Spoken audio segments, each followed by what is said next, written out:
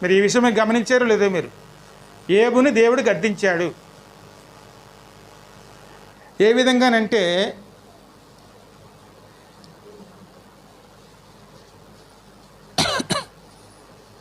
ఏబు గ్రంథం 40వ అధ్యాయం 8వ వచనం చదువు.